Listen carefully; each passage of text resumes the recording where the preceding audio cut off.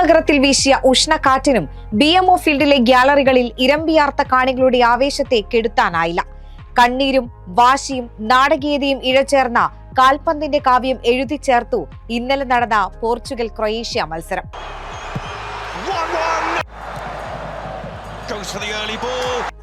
Football ലോകം ഇന്നുവരെ കാണാത്ത ചില മുഹൂർത്തങ്ങൾക്കാണ് BMO ഫീൽഡ് സാക്ഷ്യം വഹിച്ചത്. പ്രായത്തെ വെല്ലുവിളിക്കുന്ന റൊണാൾഡോയുടെ നിശ്ചയദാർഢ്യവും സാങ്കേതിക വിദ്യയുടെ കൃത്യതയും യുവതാരങ്ങളുടെ കരുത്തും കൊണ്ട് ലോകകപ്പ് ചരിത്രത്തിലെ ഒരു ക്ലാസിക് പോരാട്ടമാണ് ഇന്നലെ ടൊറന്റോയിൽ കണ്ടത്. തന്ത്രപരമായ നീക്കങ്ങളാൽ ഇരു ടീമുകളും ഒപ്പത്തിനൊപ്പം നിന്ന ആദ്യ പകുതി. എന്നാൽ രണ്ടാം പകുതിയിൽ കളി പാടെ മാറി. 53-ാം മിനിറ്റിൽ ഇവാൻ പെരിസിച്ച് പോർച്ചുഗൽ ആരാധകരെ നിരാശരാക്കി എതിർ ടീമിന്റെ വല കുലുക്കി. ജോസഫ് സ്റ്റാനിസിച്ചിന്റെ ക്രോസ് ബോക്സിനുള്ളിൽ 3 ടച്ചുകളിലൂടെ നിയന്ത്രണത്തിലാക്കി പെരിസിച്ച് തൊടുത്ത low shot goal keeper Diego കോസ്റ്റയെ നിശബ്ദനാക്കി വലയിലെത്തിച്ചു. സ്കോർ 1-0. പിന്നീട് പോർച്ചുഗലിൽ നിന്ന് ഒരു ദയയും ഉണ്ടായിരുന്നില്ല. ഗോളിനായി വന്യമായ ദാഹത്തോടെ ടീം പന്തിനു പിന്നാലെ പാഞ്ഞു. 60-ാം മിനിറ്റിൽ പെഡ്രോ നെറ്റോയുടെ മനോഹരമായ പാസ് സ്വീകരിച്ച റൊണാൾഡോ ക്രൊയേഷ്യൻ ഗോളി ലിവാകോവിച്ചിന് മുകളിലൂടെ പന്ത് വലയിലെത്തിച്ചു. റൊണാൾഡോ തന്റെ പതിവ് ശൈലിയിൽ ഗോൾ ആഘോഷിച്ചെങ്കിലും ലൈൻസ്മാന്റെ ഓഫ് സൈഡ് ഫ്ലാഗ് ആരാധകരെയും നിരാശരാക്കി.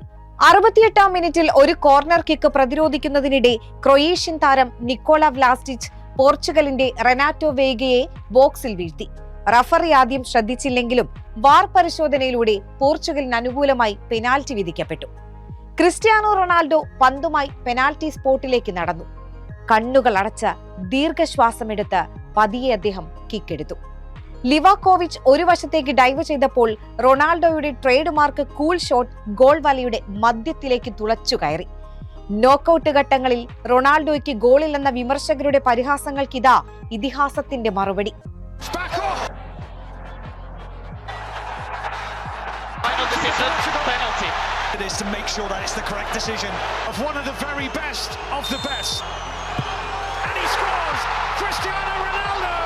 അത് വെറും ഒരു സമനില ഗോളായിരുന്നില്ല, മറിച്ച് അവിടെ പിറന്നത് ചരിത്രമായിരുന്നു.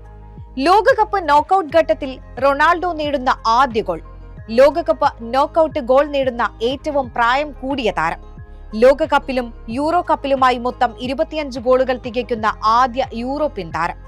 പോർച്ചുഗലിനായി 232 മത്സരങ്ങളിൽ നിന്ന് അദ്ദേഹം നേടുന്ന 146-ാം രാജ്യാന്തര ഗോൾ.